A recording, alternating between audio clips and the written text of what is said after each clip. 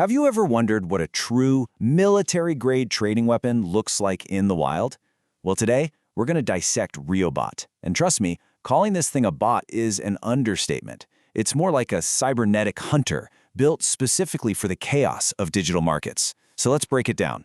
You see, decentralized finance, it isn't really a market in the traditional sense. It's a battlefield. It's an environment that's almost purpose-built to prey on anyone who's slow or unprotected.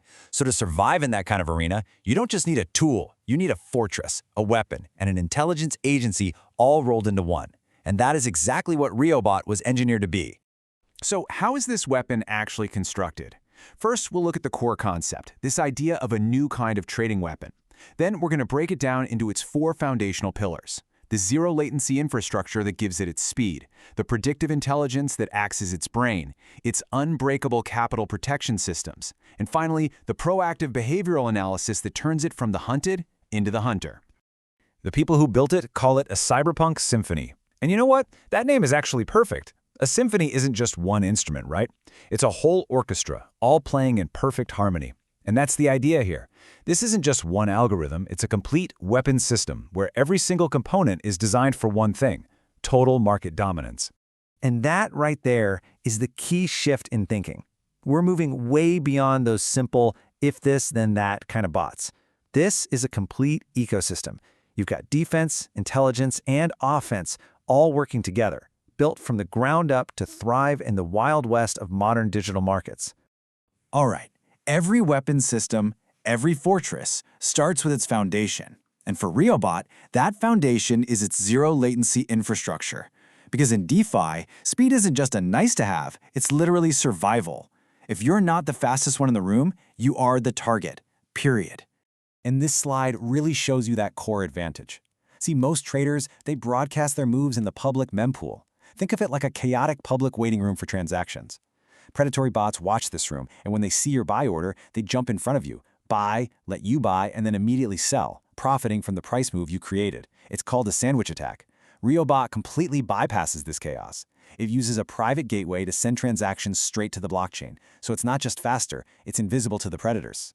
So what does that speed and invisibility actually get you? How about a tenfold increase in reaction time? For spotting things like rug pulls, the latency drops from an average of 12 seconds, which is an absolute eternity in DeFi, down to just 1 or 2 seconds. That's not a small improvement. That's the difference between getting your capital out safely and getting completely wiped out. Okay, so the fortress is built, it's fast, it's secure. Now it's time to install the brain. Phase 2 is all about predictive intelligence. This is where the system stops just defending and starts anticipating. It's trying to see the attack before it even happens. Now, at the heart of this brain are what the developers call the three snipers. These aren't just simple rules, they are lethal machine learning optimized pattern detectors. First, dead silence spots when a scammer's own wash trading bot suddenly goes quiet, a huge red flag.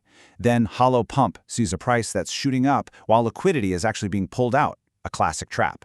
And finally, deceleration divergence can actually feel a hidden sell wall that's soaking up all the buying pressure right before a major crash. The big takeaway here is that the most elite systems are no longer just reacting, they're becoming predictive. And this isn't all just happening in some mysterious black box. The system takes all of this complex neural analysis and translates it into a clean, visual interface. The trader gets to see this real-time scan across multiple indicators, turning all that abstract data into something you can actually use. So, we have the fortress and we have the brain. Now we need the shield. Phase 3 is all about unbreakable capital protection. Sophisticated mechanisms designed to let you survive even the most catastrophic market meltdowns.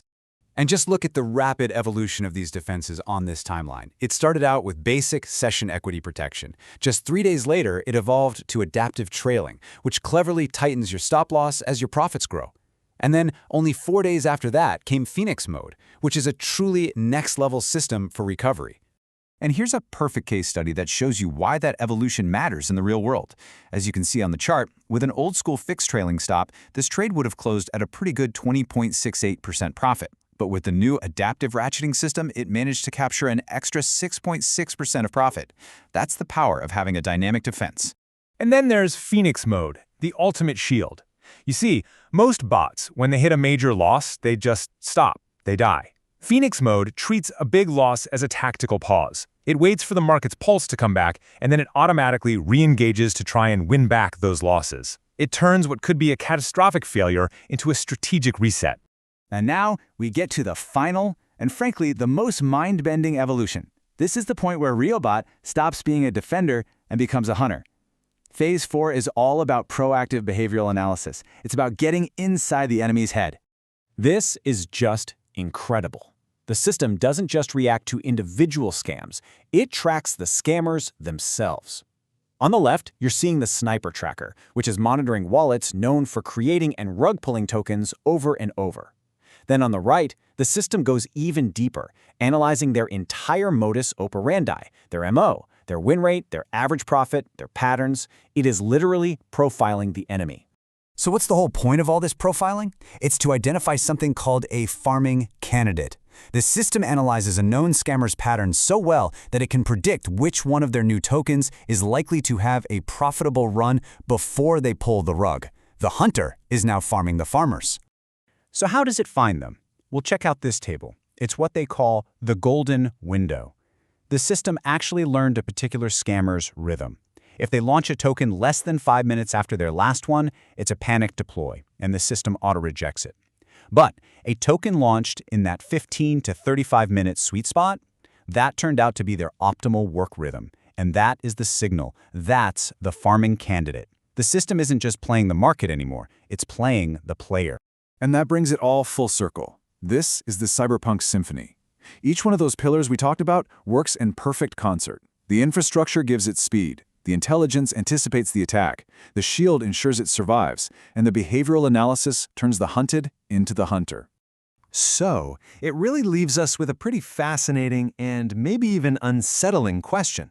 We've gone from simple algorithmic trading to predictive intelligence, and now we're at psychological profiling.